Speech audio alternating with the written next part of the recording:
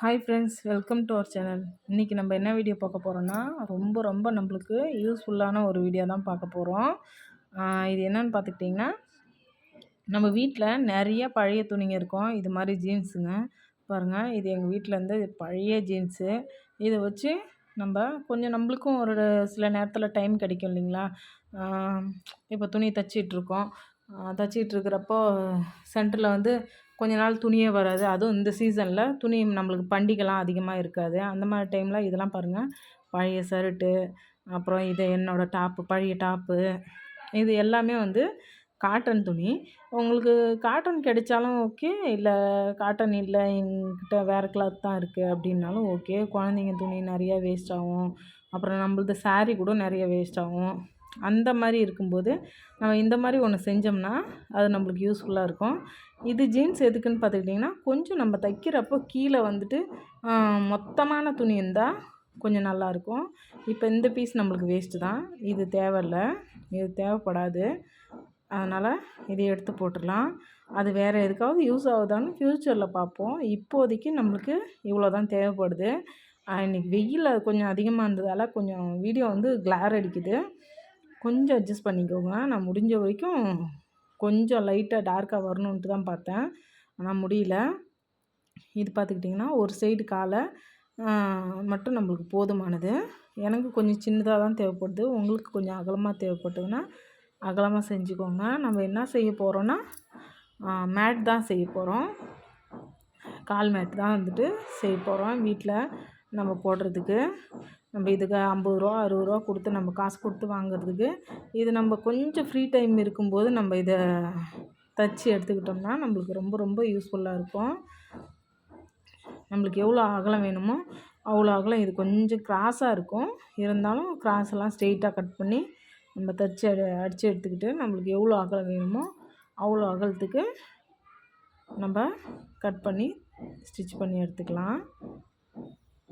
இது எப்போ நீங்கள் செய்கிறீங்கன்னா, உங்களுக்கு துணிலாம் வராத கொஞ்சம் ஃப்ரீ டைம் இருக்கும் இல்லைங்களா? அந்த டைமில் நீங்கள் செஞ்சுக்கிட்டிங்கன்னா உங்களுக்கு ரொம்ப ரொம்ப யூஸ்ஃபுல்லாக இருக்கும். இது மாதிரி தைச்சி எடுத்துக்கும்போது நம்மளுக்கு காசு கொடுத்து மேட் வாங்க தேவையில்ல. அதோட பழைய துணிங்க வேஸ்ட் ஆகுதுன்னு நம்ம கவலைப்படவே தேவையில்ல. இது மாதிரி தைச்சி எடுத்துக்கிட்டோன்னா ரொம்ப நாளைக்கு நம்மளுக்கு உழைக்கும். அப்பப்போ இந்த பழைய மேட்டுங்க கயிறு மாதிரி இருக்கிறது சீக்கிரமாக வந்து கட் ஆகுது. இந்த மாதிரி நம்ம தைச்சி எடுத்துக்கிட்டோம்னா நம்மளுக்கு சீக்கிரமாக கட்டும் ஆகாது. அதோட நம்மளே தைச்சோன்றது ஒரு ஒரு டைம் அந்த பக்கம் நடக்கும்போது, போகும்போது, வரும்போது நம்மளுக்கு வந்து அதை பார்க்குறப்ப கொஞ்சம் சந்தோஷமாக இருக்கும். அதனால் அந்த சந்தோஷத்துக்கோசரம் நீங்கள் இந்த மாதிரி தைச்சி எடுத்துக்கலாம். இது ரொம்ப ஈஸியான வேலை தான். கொஞ்சம் நம்மளுக்கு டைம் தான் செலவாகும். மற்றபடி வந்து இது நம்ம ஈஸியாக தைச்சி எடுத்துக்கலாம். அதே மாதிரி இந்த ஷர்ட்டு பீஸ் இருக்குது இல்லைங்களா, அந்த கை இதெல்லாம் எவ்வளோ அகலம் நம்மளுக்கு முடிஞ்ச வரைக்கும் எவ்வளோ அகலம் வருதோ அவ்வளோ அகலத்துக்கு நம்ம கட் பண்ணி எடுத்துக்கலாம். இந்த இடம்லாம் நம்மளுக்கு தேவைப்படாது. இதில் எந்த ஒரு டிஸ்டர்பன்ஸும் இல்லாமல் இந்த தையல்லாம் இருக்குது இல்லைங்களா, அந்த இடத்தெல்லாம் கட் பண்ணிவிட்டு ஸ்ட்ரெயிட் பீஸாக பார்த்திங்கன்னா இது மாதிரி ஸ்ட்ரெயிட் பீஸாக எடுத்துக்கலாம். இல்லை உங்களுக்கு குட்டி குட்டியாக இருக்குது அப்படின்னாலும் அதையும் வந்துட்டு மேட்டாக நீங்கள் தைக்கலாம். நான் இதில் எல்லா ஷேப்லேயும் நம்மளால் எந்த ஷேப்பில் தைக்க முடியுமோ அந்த ஷேப்பில் தைச்சிருக்கிறேன். பார்க்குறதுக்கும் கொஞ்சம் டிசைனாக இருக்கும். அதே மாதிரி தைக்கிறதுக்கும் நம்மளுக்கு ஈஸியாக தான் இருக்கும். அந்த மாதிரி தான் நான் இதை வந்து உங்களுக்கு காட்டியிருக்கிறேன். பார்த்திங்கன்னா இது எல்லாமே கலர் போனது, சாயம் போனது, இருந்தாலும் துணி வந்துட்டு குவாலிட்டியாக இருக்குது, கொஞ்சம் நாளைக்கு உழைக்கும் அப்படின்றதால நான் இந்த துணியை எடுத்துக்கிறேன். இதெல்லாம் பாருங்கள், அங்கங்கே கொஞ்சம் மார்க் விழுந்துருச்சு, இருந்தாலும் இது தேவைப்படும் அப்படின்னு சொல்லிட்டு நான் இதை வந்து கட்டிங் பண்ணி தைக்கிறேன். இது பார்த்திங்கன்னா ஃப்ரண்ட் பார்ட்டு ஒரே கலராக இருக்கணுன்றதுக்காக நான் ரெட் கலர் மட்டும் எடுத்துக்கிட்டேன். உங்களுக்கு கலர் கலராக வேணும்னாலும் கலர் கலராக எடுத்துக்கலாம், இல்லை சிங்கிள் கலரும் எடுத்துக்கலாம். நம்மளுக்கு எவ்வளோ தேவைப்படுதோ அவ்வளோ மட்டும் நம்ம கட் பண்ணி, நான் கொஞ்சம் அகலமாக இருந்தால் போதும் பீஸு அப்படின்னு சொல்லிட்டு அகலமாக எடுத்துக்கிட்டேன். இருந்தாலும் நீங்கள் கட்டிங் பண்ணுறப்போ உங்களுக்கு எந்த ஷேப்பில் வேணுமோ அந்த ஷேப்பில் நீங்கள் எடுத்துக்கோங்க. இது பாருங்கள், பேக் பீஸு ஃபுல் பார்ட்டுமே நான் கட் பண்ணி எடுத்துக்கிறேன். இதில் அந்த சைடில் தையல், கீழே தையல் இருக்குது, இந்த மடித்து தைச்சிருக்காங்க, அது எல்லாமே வந்துட்டு நான் கட் பண்ணி தான் எடுத்துக்கிறேன்.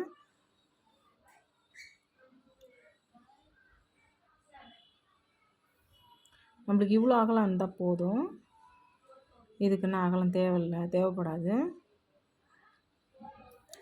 இந்த சருட்டு 3 சருட்டு, அப்புறம் அந்த 3 சருட்டு 3ம் ரெட் கலரு, 2 ரெட் கலர் இருந்துச்சு, இந்த ப்ளூ கலரு, அப்புறம் வந்துட்டு இந்த ஒரு ப்ளூ கலரு, இது எல்லாமே சேர்த்து தான் நான் வந்து கலந்து தான் தைச்சிருக்கேன். ஏன்னா கொஞ்சம் பார்க்குறதுக்கும் லுக்காக இருக்கணும் அப்படின்னு சொல்லிட்டு எல்லாத்தையும் கலந்து தான் தைச்சிருக்கிறேன். எதையும் ஒன்றும் கலக்காமல் தைக்கல. பார்த்துக்கிட்டிங்கன்னா இப்போ நம்ம அவ்வளோதான் எடுத்தாச்சு. அந்த பீஸ் கூட நான் வேஸ்ட் பண்ணல. எந்த பீஸும் வேஸ்ட் பண்ணாமல் இதில் வந்துட்டு தைச்சி உங்களுக்கு காட்டியிருக்கேன். நம்மளுக்கு மேட் எனக்கு வந்துட்டு இவ்வளோ அகலம் போதுமானது. பாருங்கள், ஃபஸ்ட்டு பீஸு நம்ம வச்சு இவ்வளோ அகலம் எனக்கு தேவைப்படலை, கொஞ்சம் சின்னதாகவே இருந்தாலே போதுமானது. அதனால் இதை கொஞ்சம் கட் பண்ணி எடுத்துக்கிறேன். உங்களுக்கு இதோடு இன்னும் சின்னதாக வேணும்னாலும் ஓகே, நீங்கள் எடுத்துக்கலாம்.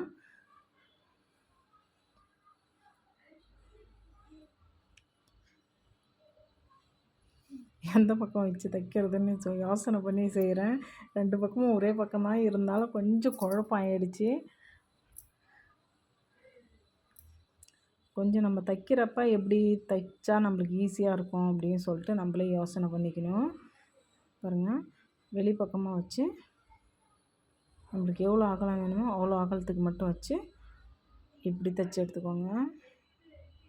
வெளியே தையலே தெரியாது. நீங்கள் இப்படி தைச்சிங்கன்னா உங்களுக்கு தையல் தெரியாமல் உள்பக்கமாகவே போகும். முடிஞ்ச வரைக்கும் கொஞ்சம் சின்னதாக வச்சுக்கோங்க தையலை. ஏன்னு பார்த்துக்கிட்டிங்கன்னா கொஞ்சம் ரொம்ப நாளைக்கு வருன்றதால கொஞ்சம் அகலமாக வச்சுட்டா பிரிஞ்சுக்கும் அப்படின்றதால கொஞ்சம் சின்னதாக வச்சுக்கோங்க. தைச்சிட்டு இந்த பக்கம் திருப்பிடுங்க. மறுபடியும் வச்சு தைக்கிறப்போ மறுபடியும் பாருங்கள் எவ்வளோ அகலம் உள்ளுக்குள்ளே வேணுமோ அந்த ஒரே அகலத்துக்கு நம்ம வச்சுக்கிட்டு தைச்சி எடுத்துக்கலாம். வேணும்னா அந்த உள்பக்கமாக அந்த பிளாக் கலர் இருக்குது இல்லையா, அதை வேணும்னா கட் பண்ணி எடுத்துக்கலாம். இல்லை வேண்டாம் அது இருந்தால் போதுன்னா அப்படியே வச்சு தைச்சிக்கலாம். ஆனால் கொஞ்சம் மொத்தமாக இருந்தாலும் நம்மளுக்கு கொஞ்சம் நல்லாயிருக்கும். அதனால் இந்த காட்டன் பீஸ்லாம் வந்து நம்ம ஈரம் படுற இடம், அந்த பாத்ரூமு, கிச்சனு இந்த இடம்லாம் கொஞ்சம் ஈரம் பட்டுரும். அந்த மாதிரி ஈரம் படுற இடத்துல இந்த மாதிரி பீஸெல்லாம் நம்ம வைக்கலாம். அதே மாதிரி இந்த கொஞ்சம் இந்த அது என்ன சொல்கிறது, கொஞ்சம் வழவழப்பாக காட்டன் இல்லாத துணியெல்லாம் வந்து இந்த டோர் மேட்டு முன்னாடி மெயின் வாசப்படி இருக்குது இல்லைங்களா, அந்த மாதிரி மெயின் வாசல் படிக்கு போட்டுக்கலாம். இந்த துணியை நீங்கள் தைக்கிறப்போ உள்ளே வெளியெல்லாம் நம்ம பார்க்கவே தேவையில்ல. இதில் உள்ளே போடணும் வெளியே போடணும், ஏன்னா நம்மளுக்கு தையல் தெரியாது. அதனால் எப்படி வேணாலும் நம்ம போட்டு தைக்கலாம். உள்ளே வெளியே அப்படின்னு மாற்றி மாற்றி கூட போட்டு தைக்கலாம். ஏன்னா நல்லாவே இருக்கும். கொஞ்சம் கலர் வெளுத்து போனாப்புல இருந்தாலும் அது அந்த கலருக்கு சூட் ஆகிடும்.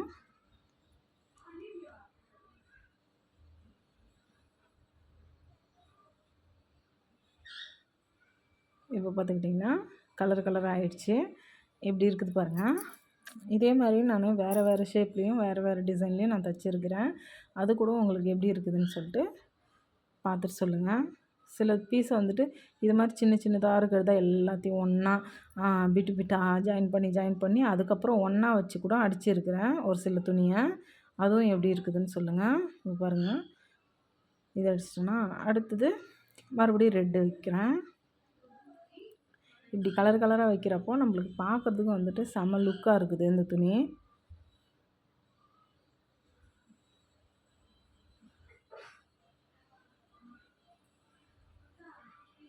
நீங்கள் இதை தைச்சி பார்த்துட்டு இந்த மாதிரி மேட்டு நீங்கள் யார் தைச்சிருக்கீங்கன்னு சொல்லிட்டு எனக்கு கமெண்ட்டில் சொல்லுங்கள். ஏன்னா இது நான் மட்டும்தான் தைச்சிருக்கேனா இல்லை இதே மாதிரி யாராவது தைச்சி ட்ரை பண்ணியிருக்கீங்களா அப்படின்னு சொல்லிட்டு. ஏன்னா வீட்டில் நிறையா டெய்லருங்க இருக்காங்க, நிறைய பேர் வீட்டில் தைக்கிறவங்க இருக்காங்க. அந்த மாதிரி இருக்கிறவங்க யாரெல்லாம் இந்த மாதிரி தைச்சி ட்ரை பண்ணியிருக்கீங்கன்னு சொல்லிட்டு எனக்கு கமெண்ட்டில் சொல்லுங்கள். அவ்வளோதான், நம்மளுக்கு எந்த ஷேப்பில் வேணுன்றது பின்பக்கம் திருப்பினா நம்மளுக்கு தெரிஞ்சிடும். அவ்வளோதான், இந்த பீஸை நம்ம வேஸ்ட் பண்ண தேவையில்ல, அப்படியே இதில் அடித்து எடுத்துக்கலாம்.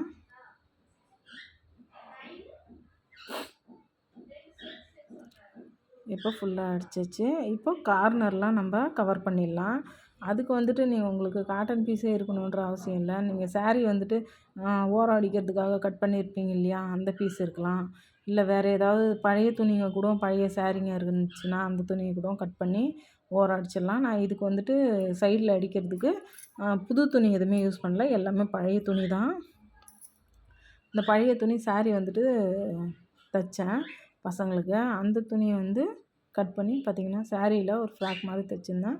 அந்த துணி வேஸ்ட் ஆகாமல் அந்த துணியை வச்சுட்டு நான் வந்துட்டு கார்னரில் அடித்து திருப்பிக்கிட்டேன். அதுக்கு கூட நம்ம புது துணியை வைக்கணுன்ற அவசியம் இல்லை, எல்லாமே பழைய துணி யூஸ் பண்ணிக்கலாம்.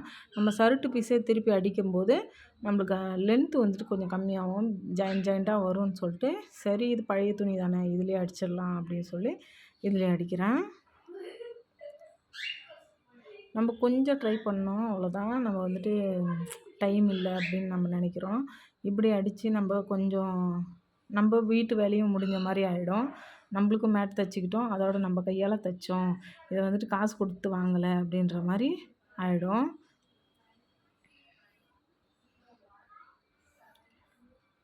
நான் ஒரு பக்கமாக தான் அடித்து திருப்பிக்கிட்டு இருக்கிறேன்.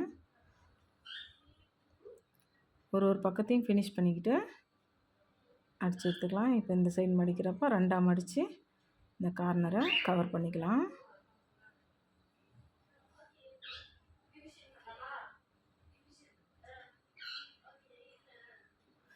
ஸ்ட்ரெயிட் பின்ஸ்ன்றதால நம்மளுக்கு எந்த ஒரு இடத்துலையுமே இது வராது. இதே மாதிரி 4 பக்கமும் அடித்து நான் திருப்பிக்கிட்டேன். இப்போ பார்த்திங்கன்னா நான் ஒரு 3 டிசைனில் இது மாதிரி தைச்சிருக்கிறேன். அது என்னென்ன டிசைன்னு நீங்களே பாருங்கள்.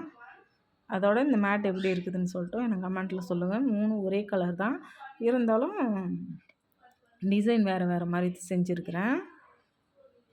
இது பார்த்துக்கிட்டிங்கன்னா ஃபுல்லு ஸ்ட்ரெயிட் லைன்லேயே வருது, எந்த ஒரு கிராஸ் லைனும் இல்லாமல் ஃபுல்லாகவே எல்லாமே ஃபுல்லு ஸ்ட்ரெயிட் லைன்லேயே தைச்சி இருக்கிறேன். இதே மாதிரி கிராஸ் லைன்லேயே தைச்சிருக்கிறேன். ஆல்ரெடி அந்த மேட்டெல்லாம் தைச்சி எடுத்துக்கிட்டு போயிட்டேன். இருந்தாலும் உங்களுக்கு காட்டணுன்றதுக்காக நான் வீட்டிலேருந்தே அந்த மேட்டை வந்து காட்டுறேன் உங்களுக்கு. இதை வந்து நம்ம தைச்சிக்கிட்டோம்னா டைம் சேவ் ஆகும், நம்மளுக்கு காசு மணி சேவ் ஆகும், அதோட நம்ம தைச்சோன்ற ஒரு மன திருப்தியும் இருக்கும். கீழே பார்த்துக்கிட்டிங்கன்னா அந்த ஜீன்ஸ் துணியை போட்டிருக்கிறதால கொஞ்சம் மொத்தமாகவும் இருக்கும் நம்மளுக்கு. இது ஈரம் பட்டாலும் நல்லா இழுத்துக்குது. இதுதான் நம்ம ஃபஸ்ட்டு தைச்சது. எவ்வளோ நல்லாயிருக்கு பாருங்கள். நல்லா சாஃப்டாகவும் இருக்குது, எந்த இடத்துலையும் குத்தலை, எதுவுமே பண்ணலை. இந்த ஜீன்ஸ் துணியும் வேஸ்ட் ஆகாமல் அப்படியே இருந்துச்சு. அடுத்தது பார்த்துக்கிட்டிங்கன்னா பாருங்கள், இது கிராஸில் வச்சுருக்கேன், உங்களுக்கே பார்த்தா நல்லா தெரியும். கிராஸில் அடித்து அந்த கார்னருக்கும் அப்படியே அடித்து திருப்பி எடுத்துக்கிட்டேன். இதுக்கு கீழே வேறு ஒரு இது ஜீன்ஸ் இல்லை, ஆனால் வேறு ஒரு ரெட் கிளாத் போட்டு தைச்சிருக்கிறேன். அப்புறம் பார்த்துக்கிட்டிங்கன்னா இதில் மீந்தது அதையும் வேஸ்ட் பண்ணாமல் பாருங்கள், இது மாதிரி அங்கங்கே ஜாயிண்ட்டாக அடித்து அப்படியே கட் பண்ணி அடித்து திருப்பிக்கிட்டேன்.